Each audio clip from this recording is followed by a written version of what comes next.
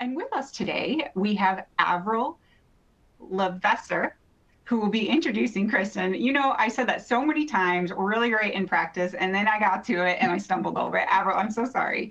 Avril is an associate engineer at Point Energy Innovations, an MEP consulting firm specialized in highly cost-effective net zero energy and sustainable buildings.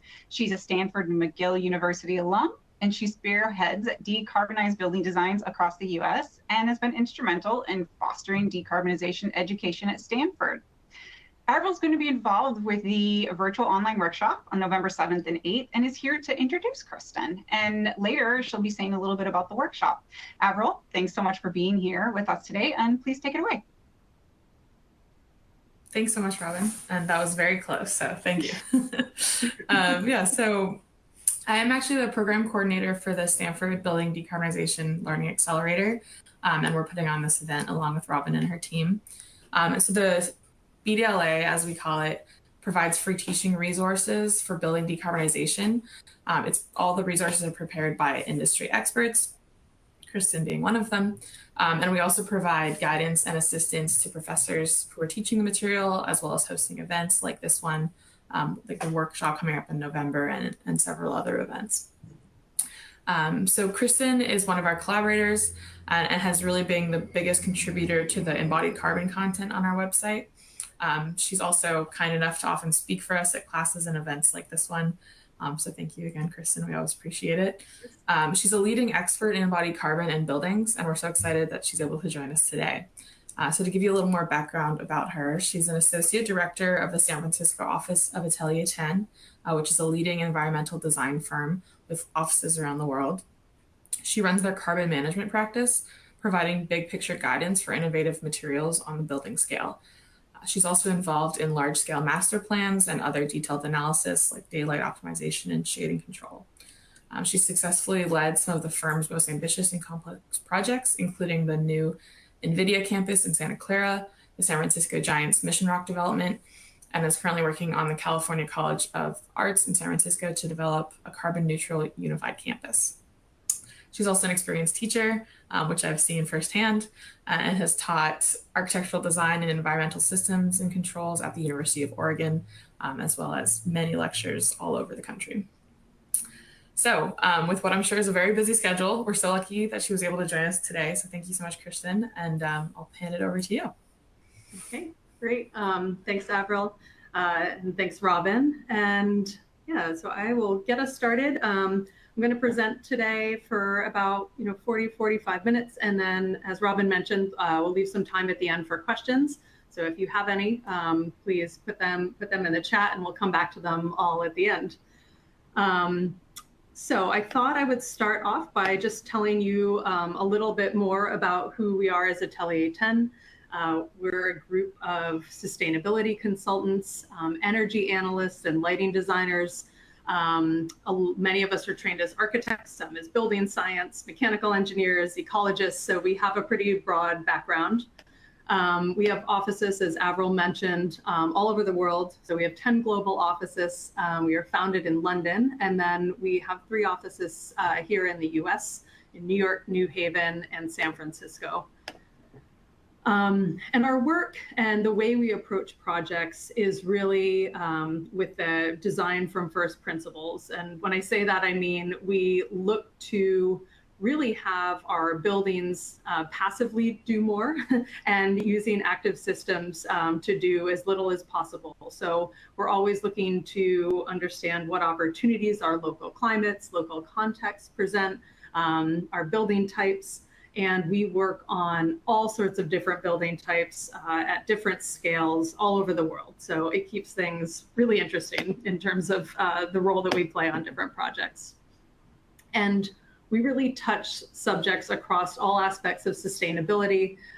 So whether it's working with architects to refine building massing and optimize facades, we might be looking at water cycles within buildings and master plans to see how we could use less. We do a fair amount of resilience planning and looking at the ways that that overlaps with resource conservation. And then a whole host of other things, including detailed building energy simulation to look for ways to reduce energy use, and then a real focus on healthy buildings. So full list there. I won't read through it. And then, as I mentioned, we have all sorts of different project types all over the world. I've just put a few up here, but we have been recently lucky enough to be involved and work on the Obama Presidential Center. We worked on the Uber headquarters here in San Francisco, which has a really innovative double skin, naturally ventilated facade. We've got museum projects and airport projects, medical office buildings. So lots of different building types. And, I think we recognize that each of these different projects requires a really different approach to sustainability. So it's something that we explore on all of our work. So today, as Avril mentioned, I lead our US-wide carbon practice for Atelier 10, and I'd say it has been the area that we have been really putting a lot of our efforts and focus on all projects. We all understand the climate emergency that we're in, but I think the window of time for us to really have an impact is getting much smaller. So we have 7 years left to avert the worst impacts of climate change. And when I think about this, I think about the fact that this really means the projects that we are beginning to work on today are the ones, we really need to be solving these issues of getting carbon out of our buildings. Not in 7 years, but now. And, we've really seen our industry is very capable of changing. The change that I have seen in practice over the last 15 to 20 years has been very rapid and pretty advanced and moving quickly, but we need to keep going, and we need to keep going faster, especially when it comes to reducing carbon emissions. And, I think in some fields, we sometimes see a hope that we can still have carbon emissions and we can offset them, and we will kind of get to an acceptable place in terms of zero carbon. But I think what we really advocate for is, of course, offsets are not some sort of golden solution. We really need to be aiming for fewer emissions. We really need to be aiming for zero emissions. It's not quite possible in the current design world to have zero emissions related to our building materials or the operations of our building, but it should be what we're aiming for. And, our building related carbon emissions can come from a lot of different places. We have transportation for the folks that are coming to and from our buildings, who live in our buildings. There's an interesting shift happening as we really expand our electrical vehicle charging infrastructure, that energy use to transport people from one place to another is now part of our building's energy demand, rather than an external source with fuel combustion vehicles. So transportation is a big one. Within operations, or the carbon we use to just run and power our buildings, we have electricity, we have natural gas in some cases, although getting to be less and less, especially in California. We have refrigerants, which can have a really significant greenhouse gas impact coming from our mechanical systems. And then the water and the waste that we use and produce within our buildings also have a carbon footprint. On the materials side, there's an embodied carbon, which means all of the carbon that was used to create, transport, install, and replace, and then dispose of the materials on our projects. Our industry has become really well versed, I would say, in looking at embodied carbon reductions for our buildings' structural systems and our buildings' envelopes. But we are less well-versed in looking at the embodied carbon associated with the site of our building, or that infrastructure that serves our building, or the interior finishes that are often changed within a building, our mechanical, electrical, and plumbing systems, or even the potential for landscapes to sequester carbon. So there's a huge host of things that contribute to building carbon emissions, and it's also a huge opportunity for us to kind of influence carbon reductions and eliminate carbon in each of these key areas. So I'm just going to go to the One moment for changing slides here. So on all of our projects, one thing that we feel really strongly about looking at is developing a path to carbon neutrality. What would it take to get this building or this master plan to zero carbon? And when we say zero carbon, I mean zero carbon in terms of operations and zero carbon in terms of embodied carbon. So I like to put up this pathway because I think it really speaks to the way that we prioritize and approach this kind of necessity of getting to zero. So we start on the left with passive strategies. What can we do to leverage the local climate? What can the building form and can the building skin do to use less energy? How do we orient the building? How do we design our envelope based on the climate? How do we design our envelope to open to the exterior? And what benefits can that provide us in terms of energy use? Then after we're optimizing for passive strategies, then we're looking at active strategies having to do with how we condition the buildings, how we light our buildings, and all of the equipment that we house within them. We're also looking to optimize the plant. And when I say that, I mean we're looking to optimize how we condition our buildings, whether there's an opportunity to capture heat. Can we use shared thermal plants between buildings of different types? And I'll talk about that a little bit more later. And only after all of that has been optimized should we really be looking at renewable energy and how we meet our demands. So we want to drive it down as far as possible, then look at renewable energy. And that is either on our site, can we put photovoltaic panels on our building? Can we integrate them into the building skin? Or it can be offsite. If we have a site constrained project, there are ways that we can invest in offsite renewable energy to offset our demand. We're also looking at reducing embodied carbon on all of our projects. And I'll talk a little bit more about that later. And then we've been doing a significant amount of work looking at the site and the area beyond our projects as well.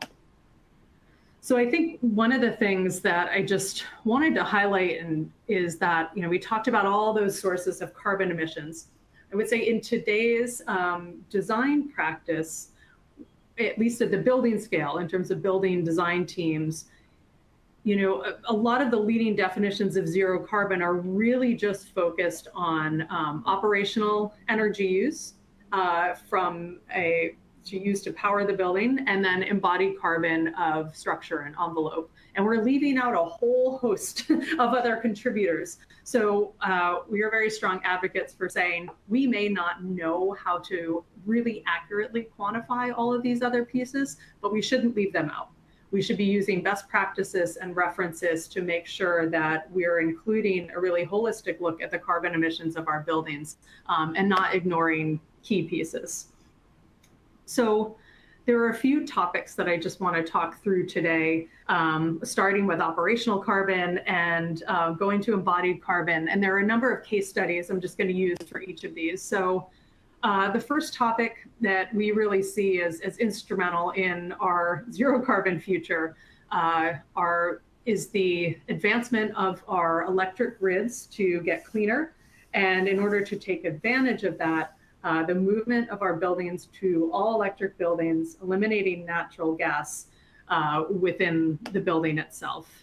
And so when we've seen in California, specifically in Northern California, we're seeing a lot of ordinances passed locally to prohibit natural gas in new buildings. And that's generally prohibiting natural gas for heating and domestic hot water uses. We're seeing more, beginning to see it more for laboratory buildings, commercial kitchens, and some of those harder to electrify uses. But the whole reason behind this is that we have a pretty clean electric grid in California, meaning that it has a significant amount of renewable energy content powering it. But that renewable energy and the cleanliness of our grid really varies from hour to hour. So while we used to, I'd say in the past, we used to look at energy use of our buildings on an annual basis, we are starting much more to look at how our buildings use energy on an hour-by-hour basis, and also compare that to what the grid emissions of our local grid is for every hour. And so we're not only trying to overall reduce our energy demand, but we're also really specifically trying to reduce that demand during the times when the grid is the dirtiest. And so that's generally happening in the kind of in California. It's happening in the late afternoon when we stop producing renewable energy during the middle of the day coming from solar, and we have a significant increase in demand in the afternoon.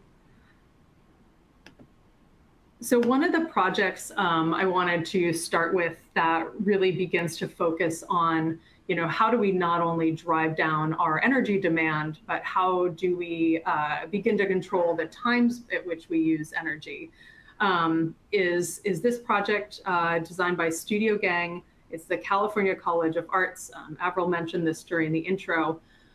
It's an arts campus located here in San Francisco. And it's a new project located adjacent to an existing building. And I'll just show you this image here.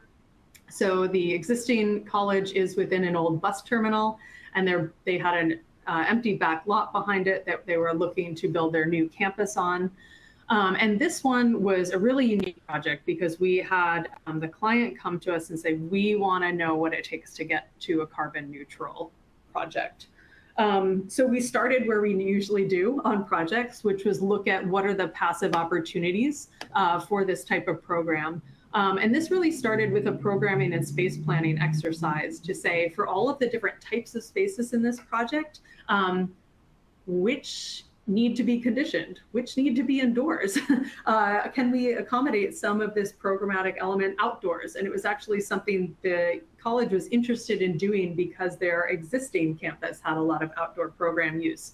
So we started to say, it will save us energy to lump together programs that have similar needs for lighting and similar needs for thermal conditioning.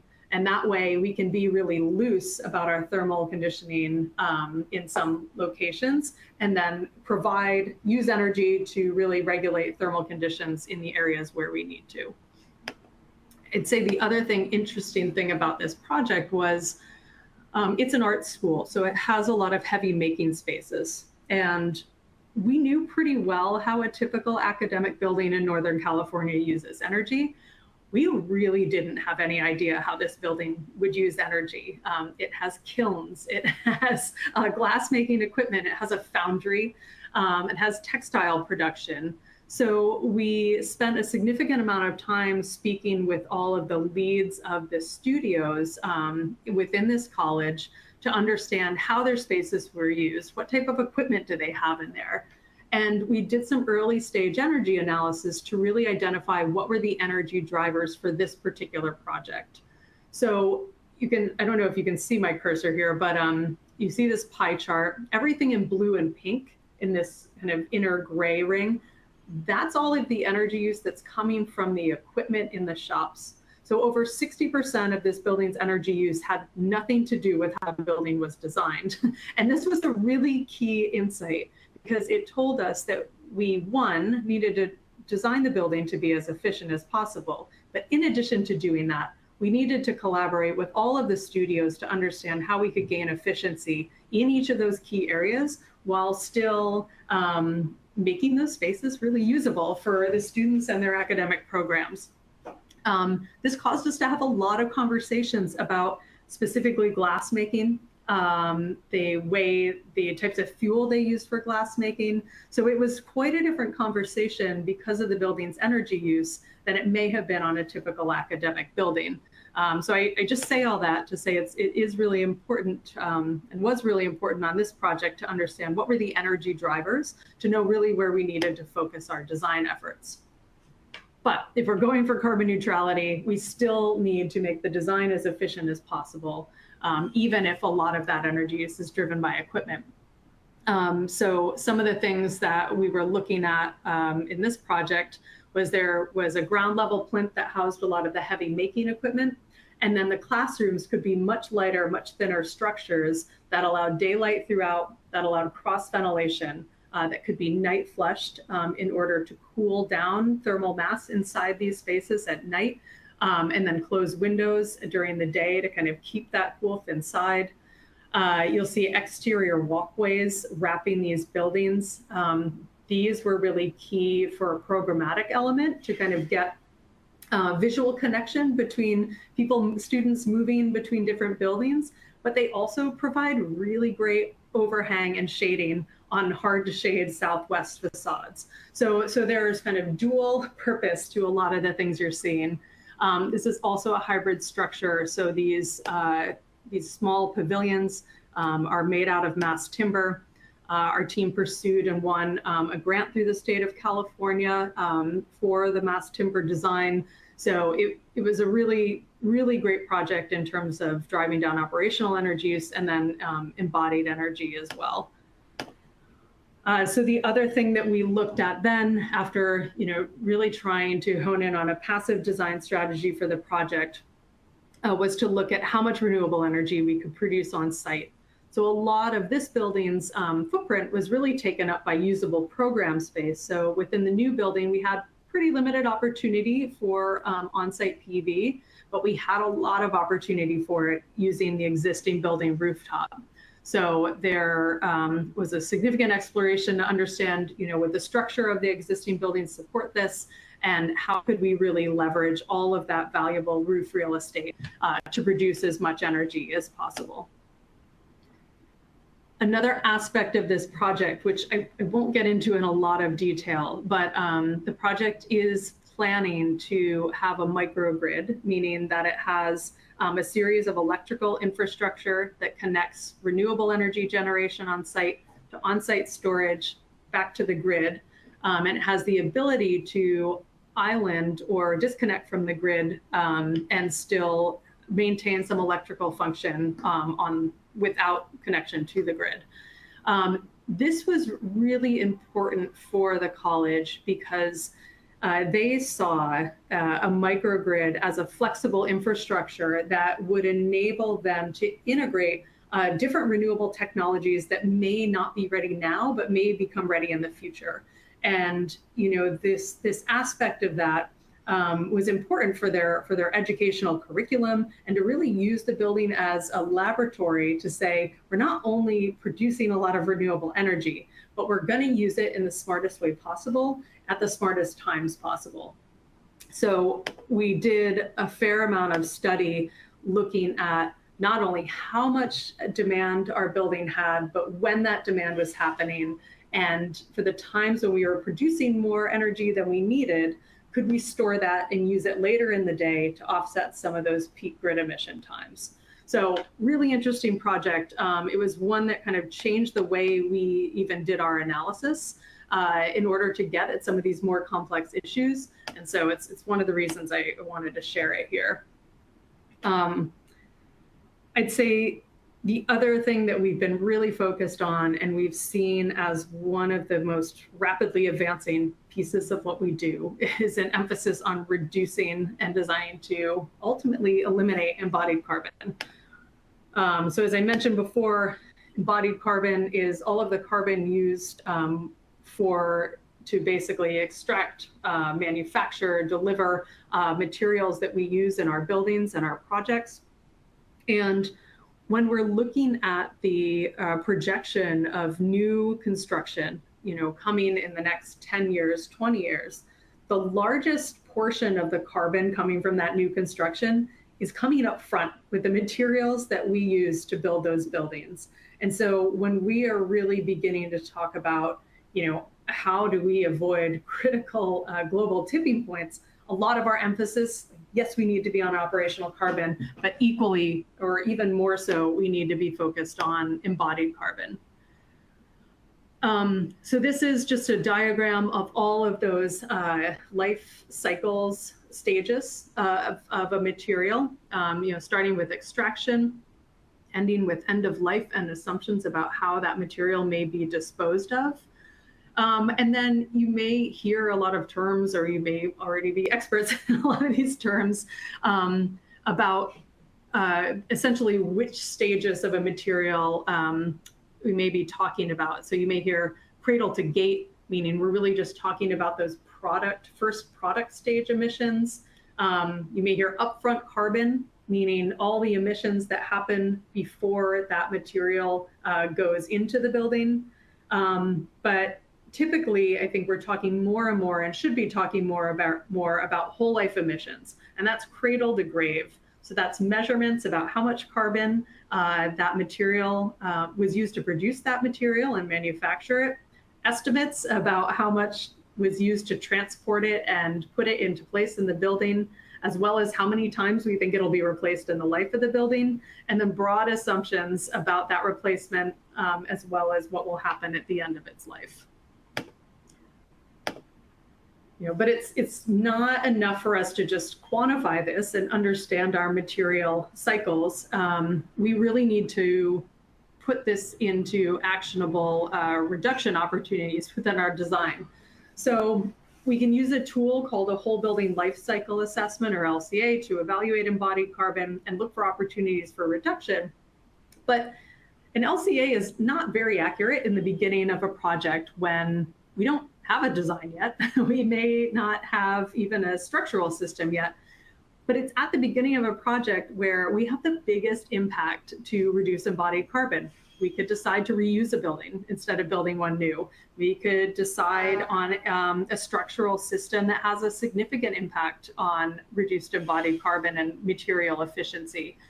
And so it's a bit of an interesting challenge when the tools that we have to evaluate embodied carbon are very accurate when all the decisions have been made. So we need to be a lot more nimble, and we need to make smart decisions up front based on high-level analysis, based on experience, and based on things that kind of get us moving in the right direction in terms of embodied carbon reductions. And there's a lot of different ways we could reduce embodied carbon. I would say the best, and the thing that we should always be seeking to do, is to simply use less. So that may be smarter structural systems, that may be not building a building from scratch and maintaining structural systems for reuse. It could be picking better materials. So that could be subbing out, a different insulation type, or selecting a different structural system. Or it could be looking, once even we've decided on what material we're using, looking for the best product that has the lowest embodied carbon footprint. And so, in a lot of our work and a lot of our conversations, when we're talking about low carbon structure, often mass timber comes up as being synonymous with low embodied carbon. And so we were curious in terms of, if we were, there's a lot of different ways that we can design building structure. Broadly, we've done some studies. These are based on US-wide averages of a steel frame structure versus a concrete structure versus a mass timber structure. And, I think the question of which is more efficient, and if you highly optimized concrete or steel based on today's optimization options, or even based on what we see will happen in the future, kind of which of these options is best? Is timber still a lower embodied carbon option? And so these are all based on US averages. So I should say these results would vary depending on location globally, even depending on location in the United States. But generally, what we found was that in today's market, timber is still better from a carbon perspective, but only if it is sustainably harvested. And so we could probably have another entire 5 webinars on sustainably harvested timber.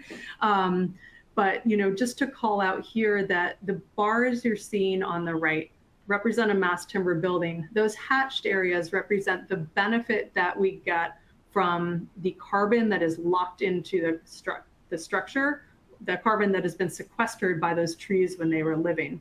So we are showing those and demonstrating those in these reductions Because if we have a sustainably harvested timber building, we can take credit for the fact that that carbon is locked into the material.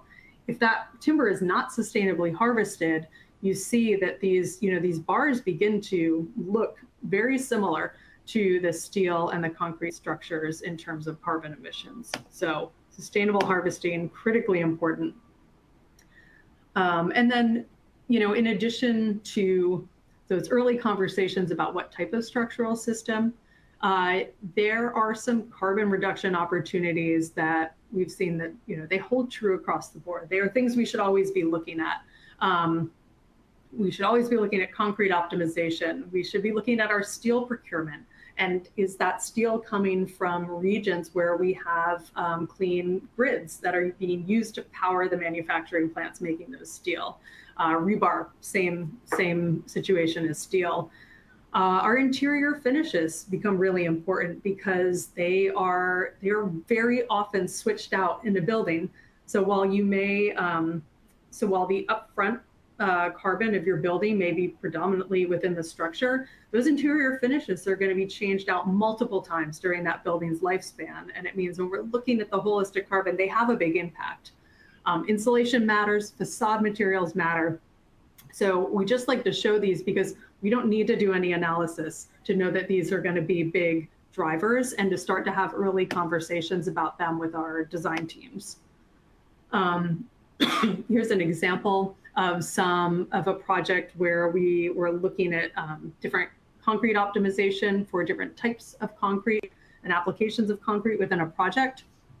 I would say same thing here. One of the biggest things we can do is get your clients and structural engineers and architectural design teams in the room in the beginning. If you have a contractor on board, also the contractor, having these conversations about all the different concrete mixes on a project.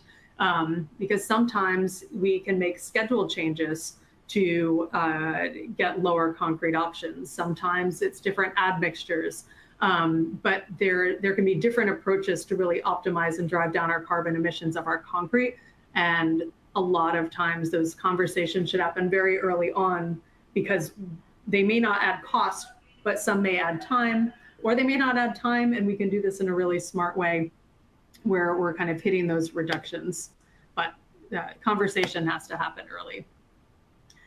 Then the next thing we generally do after looking at these big ticket items, looking at concrete, we will start to do an LCA or a life cycle assessment later in the project to understand what are the carbon drivers for this particular project and where do we focus our effort. We also begin to then test carbon impact reduction measures. So on the left, you see a building profile that's looking at, it basically breaks down how much of that embodied carbon is coming from foundation versus parking in this case, versus structure, versus building skin and interiors. And then it further breaks that down so we can see, what are those main drivers here? In this case, concrete and steel are huge, but also flooring and tile are big within interiors because of how often they're replaced. So we recently worked on a project. This is a building designed by SOM. It's the new San Mateo County headquarters. It would be the first net zero energy civic building constructed with mass timber in the US. And this project achieved an 85% reduction in structural embodied carbon versus a typical baseline project.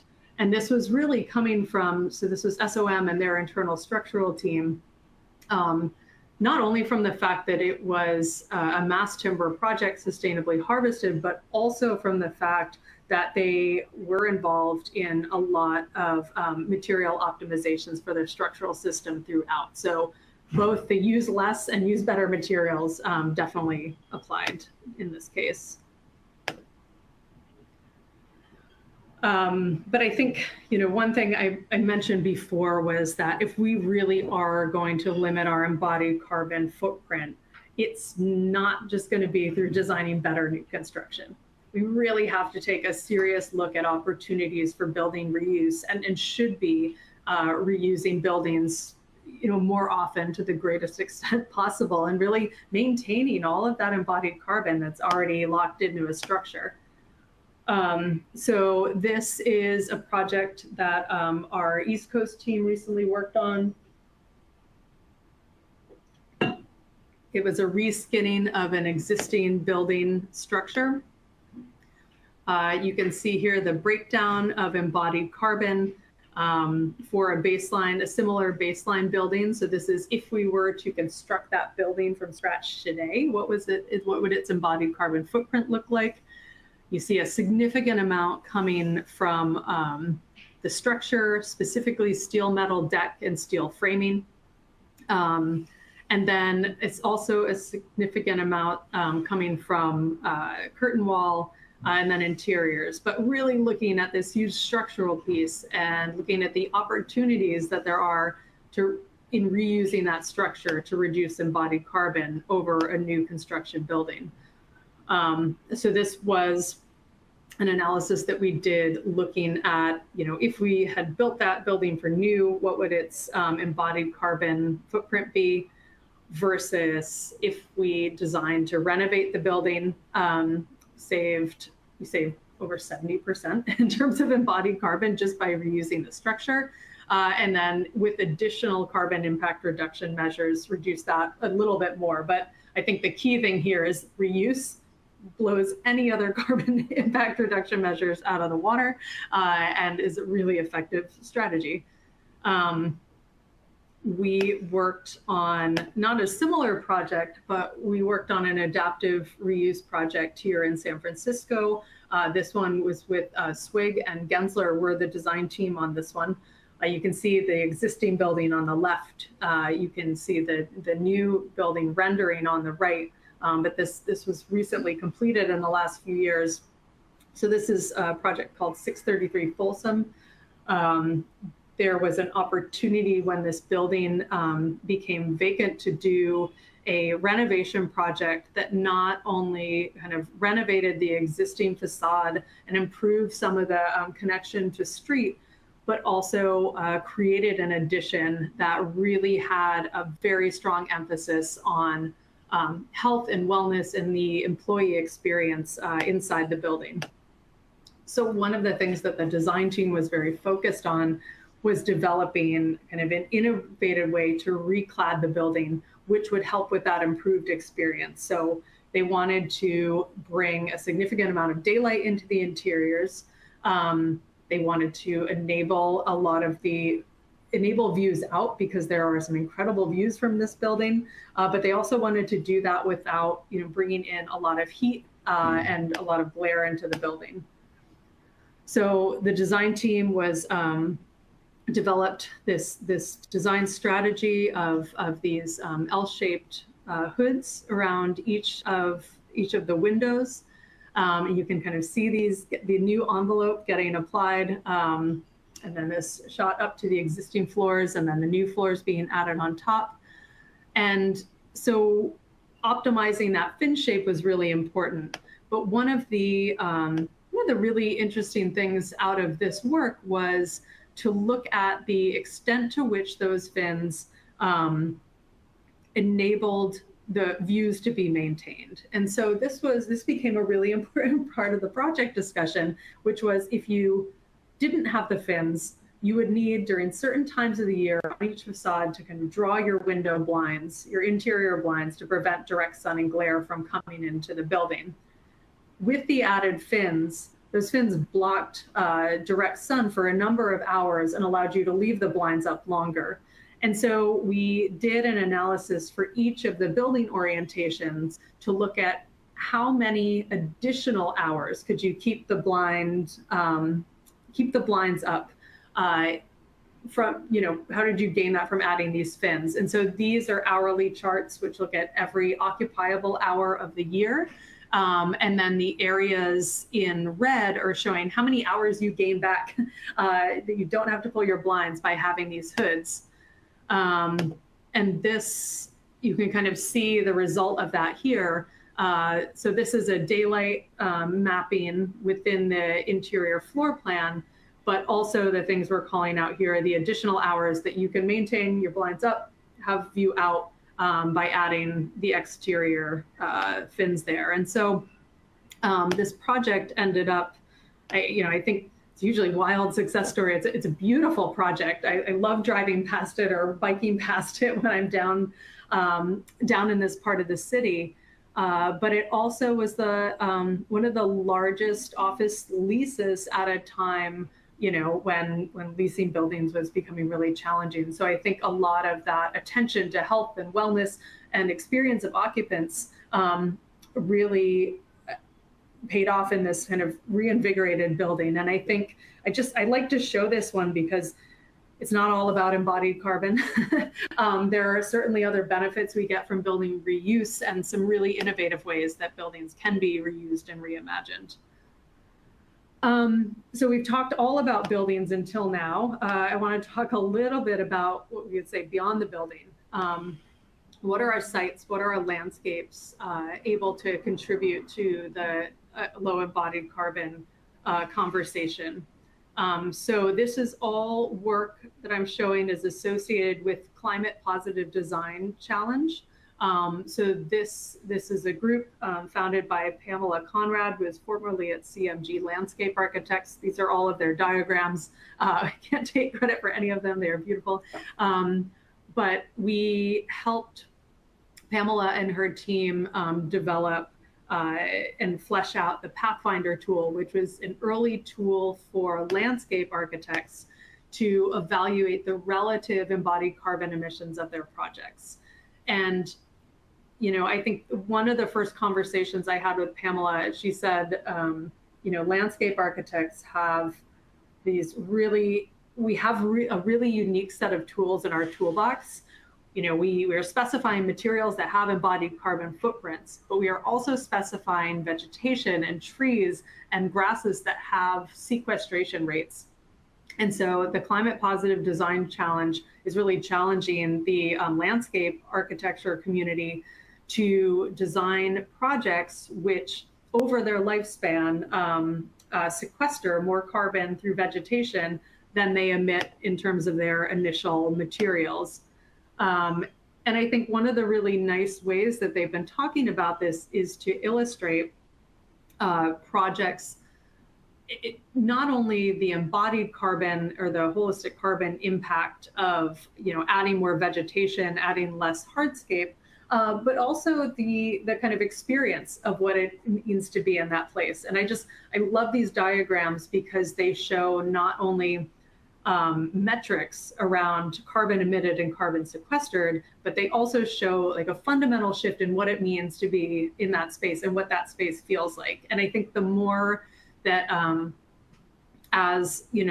more nuanced we can be, and the more that we can be talking about these sort of co-benefits as a design community, the more successful I think we'll really be in driving down carbon impacts of our project.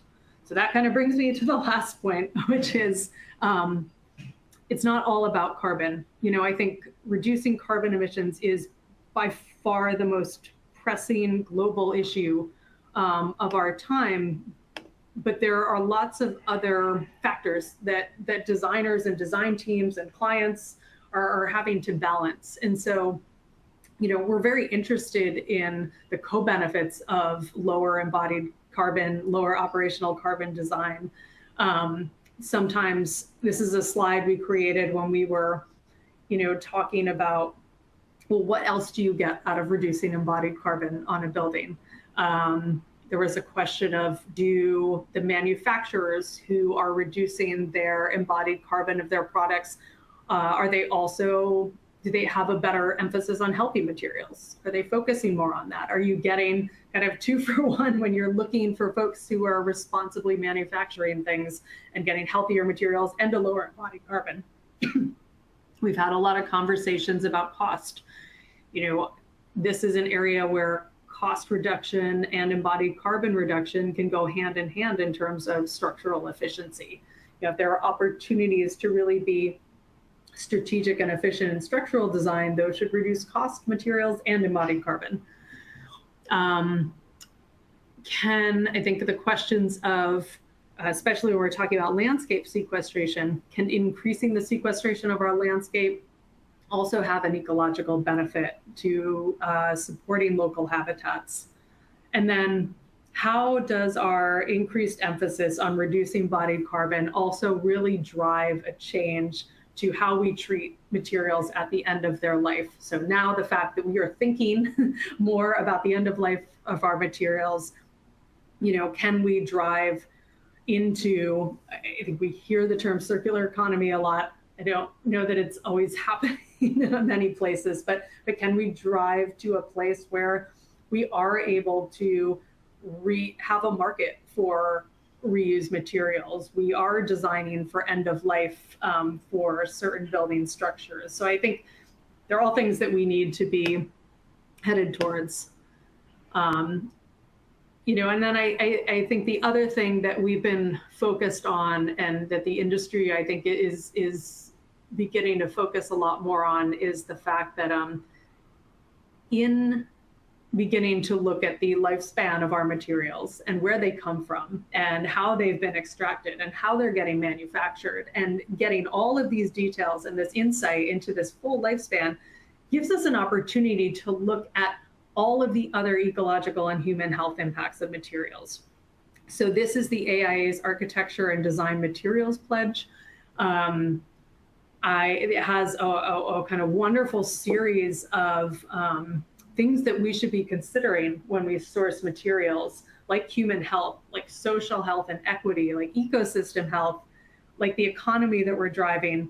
And climate health, the one related to carbon emissions, is just one of these. And so I think it's a good reminder that, yes, carbon reductions, and we need to make sure that we're also looking at all of these other pieces. So anyway, I think maybe we're getting to time, so I'll end there. And I really appreciate you listening today, and looking forward to answering questions.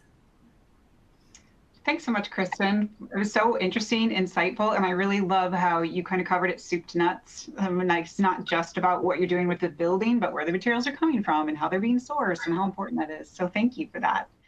So I see the first one is, how optimistic are you based on the usage trends of using building decarbonization techniques to alleviate the energy crisis? What kind of uptake is happening? Yeah, this is a really good question. I tend to be optimistic because I think we need to be optimistic. I think we need to continue to throw everything we have at reducing carbon emissions. But I think there is a recognition that buildings are just one piece of this. So I am really optimistic about the advancements we've seen in building decarbonization. I think it needs to happen much more quickly. We're in a bit of a bubble out here in Northern California, where we see really rapidly moving regulations to electrify a lot of our new buildings, to electrify existing buildings, to bring renewable energy to our grid region. And so I think it is a good model, and where I hope we'll see everyone else moving towards.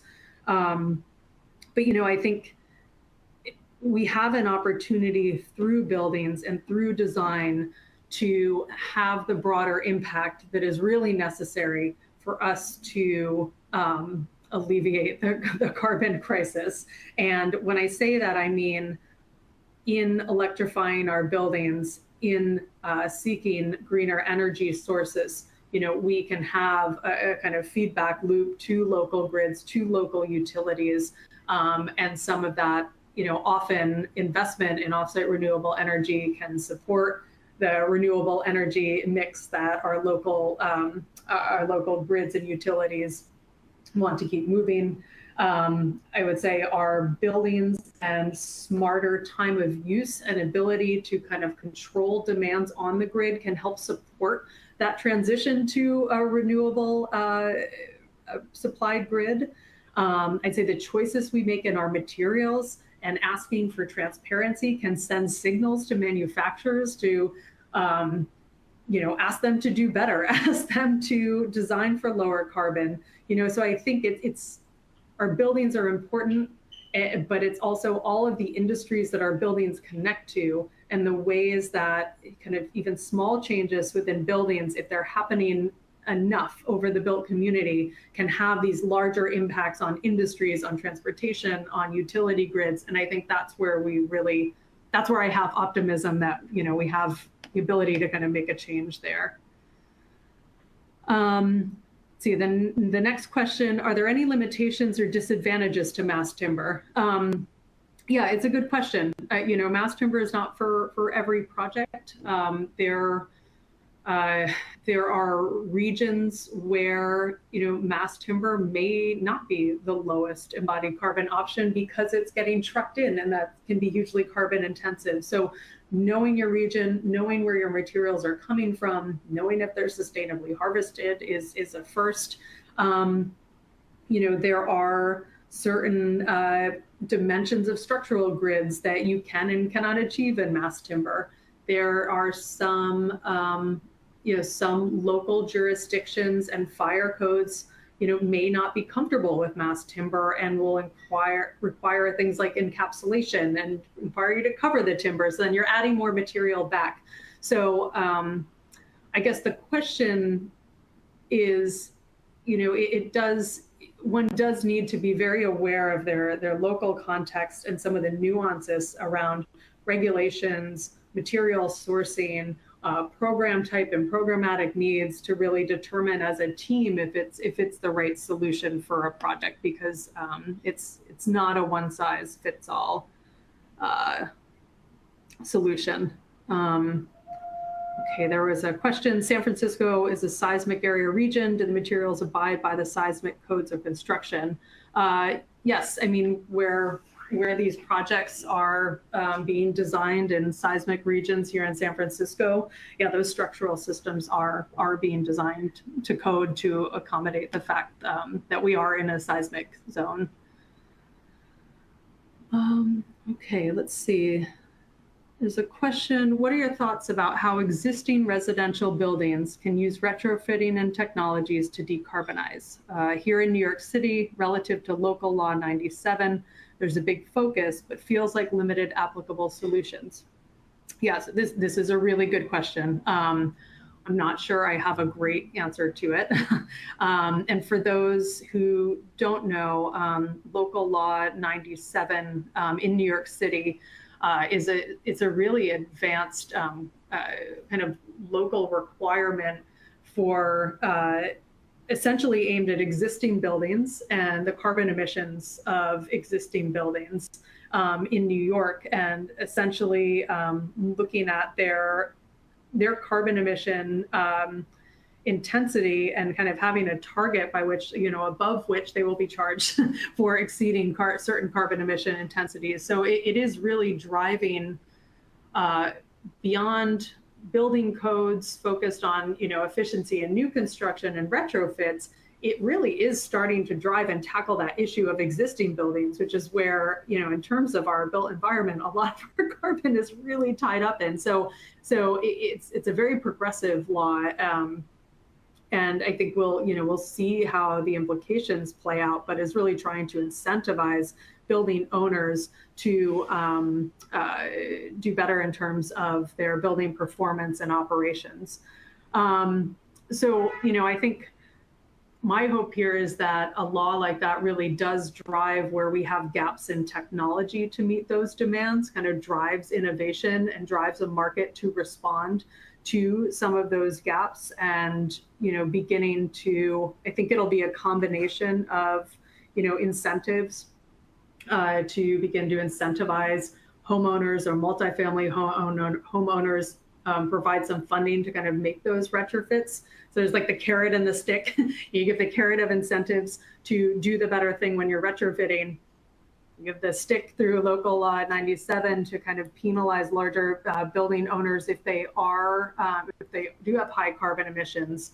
So, I hope that drives some innovation and solutions. So kind of a non-answer, but hopefully those are things that are heading the market in the right direction.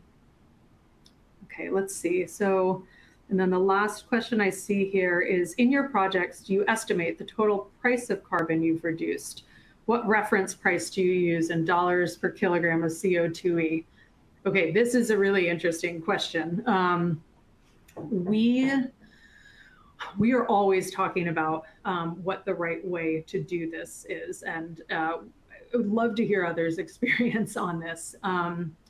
We do often estimate the total reduction in carbon. We don't always estimate the price, and I think the reason for, I should say, the other thing we do look at is dollars invested per carbon saved. And so sometimes we'll look at that metric to say, you know, where can we most effectively, if there is a premium for some of these strategies, where can we most effectively invest that money to get the largest carbon reductions? But yeah, we've been looking into this question. You know, we found different companies may actually have their own internal pricing or carbon. So we've seen companies use something, you know, use like a shadow price of carbon to estimate at a corporate level, to estimate the kind of risk of higher carbon emissions in future holdings or property holdings. We've seen some companies just set an internal price of carbon based on what it would cost them to offset that carbon. So companies that have committed to carbon neutral operations, you know, do pay a price to offset their carbon. Sometimes that is a real price that they're including in planning efforts. We've seen companies, Microsoft is an example, that has an internal carbon tax. So they're using charging folks or departments who use kind of more carbon, and that money is going back into a fund to fund efficiency measures. So we don't often do this because the price varies depending on who we're working with, but we do often try and ask, especially for our clients, whether there is a cost of carbon that they're using for their planning purposes. Okay, so I think that's the last question, and we are right at 2. That was great. That was perfect timing. That was thank you guys. Yeah, thanks so much, Kristen. We really appreciate it. That was really comprehensive and wonderful, and you did get through all the questions. So thank you so much. You did get through them all. Yeah. Thanks, everybody. Thank you. Signing off. Bye, everyone.